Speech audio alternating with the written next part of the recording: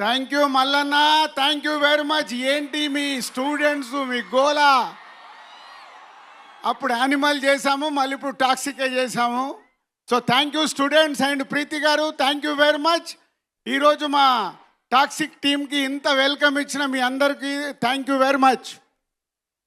And 476 movies distribute చేసిన మాకు, 30 ఇయర్స్లో 63 ఫిలిమ్స్ ప్రొడ్యూస్ చేసిన మాకు, ఈ టాక్సిక్ గురించే నేను ఒక విషయం చెప్పాలి. యష్ గారి గురించి అండ్ మై ప్రొడ్యూసర్ కేవిఎన్ గారి గురించి. మేము ఇన్ని సినిమాలు తీసినా ఈరోజు ఆల్ ఇండియాలో #1 ప్రొడ్యూసర్ కేవిఎన్ గారు. ఆల్ లాంగ్వేజ్లో సినిమాలు తీస్తున్న ప్రొడ్యూసర్ వారు. తమిళ్, కన్నడ, హిందీ, తెలుగు, మలయాళం ఆల్ లాంగ్వేజెస్లో సినిమాలు తీశారు. రామానాయుడు గారి తర్వాత కేవిఎన్ గారు ఈరోజు ఆల్ ఇండియాలో ఆల్ లాంగ్వేజ్లో తీస్తున్న సినిమా ప్రొడ్యూసర్. పెద్ద క్లాప్స్ కొట్టండి వారికి. మొన్ననే తమిళ్ మన సీఎం గారు జననాయకన్, ఇప్పుడు యష్ గారితో టాక్సిక్, హిందీలో అక్షయ్ కుమార్ గారితో సినిమా, ఇలా ప్రతి లాంగ్వేజ్లో తీస్తున్న కేవిఎన్ గారు. చిరంజీవి గారితో మర్చిపోయాను, మెగాస్టార్ చిరంజీవి గారితో తెలుగులో సినిమా, ఇలా ప్రతి లాంగ్వేజ్లో తీస్తున్న కేవిఎన్ గారికి సార్ ఆల్ ది బెస్ట్. మీ విజన్ ఆల్ లాంగ్వేజ్లో చేస్తూ ఇండియన్ ప్రొడ్యూసర్ అవుతున్నందుకు కంగ్రాచులేషన్స్. అండ్ యష్ గారు,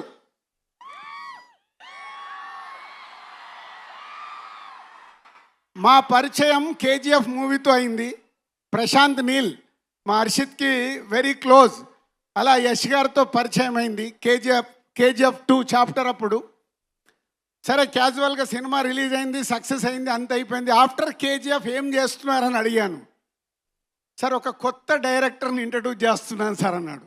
కేజీఎఫ్ తర్వాత ఎవరైనా పెద్ద పెద్దగా ఆలోచిస్తారు. యష్ గారు దాంట్లో ఉన్న పొటెన్షియాలిటీని మట్టుకే చూసుకుంటూ ఇంతింతై వటుడింతై అన్నట్టు తన కెరియర్ని ఈరోజు పాన్ ఇండియాను దాటి వరల్డ్ సినిమాగా మారుస్తున్నారు టాక్సిక్ని. సార్ మీ విజన్కి హ్యాట్స్ ఆఫ్. ఇవాళ ఈరోజు ఇంతకుముందు రీజనల్ లాంగ్వేజ్ అని మాట్లాడే వాళ్ళం, తెలుగు, తమిళ్, కన్నడ, మలయాళం, హిందీ అని. ఈరోజు ఇండియన్ సినిమా అయిపోయింది. బాహుబలి, కేజీఎఫ్, పుష్ప ఇలాంటి సినిమాలతో మీరు రాజమౌళి గారు ఈరోజు ఇండియన్ సినిమాని వరల్డ్ సినిమాగా మారుస్తున్నందుకు ఇండియన్ ఫిలిం ఇండస్ట్రీ తరఫున మీలాంటి వాళ్ళకి థ్యాంక్స్ చెప్తున్నాం సార్. ఒక దారి వేస్తున్నారు మా మల్లన్న లెక్క. మా మల్లన్న చూడండి, ఇక్కడ చుట్టుపక్కలన్నీ మా మల్లారెడ్డి గారు కాలేజీలేనండి.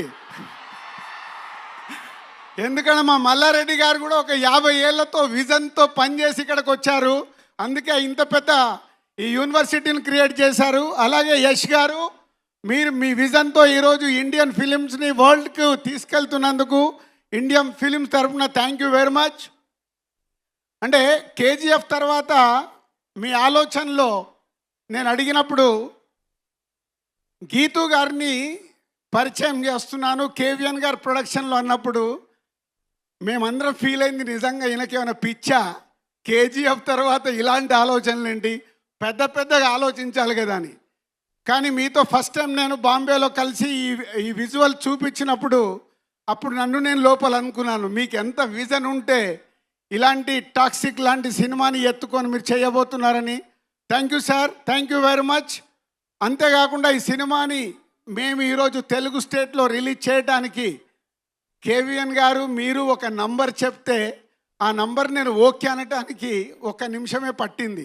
ఎందుకంటే ఓన్లీ మీ ఇద్దరు విజన్తోనే మీరు ఎంత అడిగినా ఈ సినిమాకు డబ్బిచ్చి తెలుగు స్టేట్లో రిలీజ్ చేయాలని ఆ రోజే అనుకున్నాము.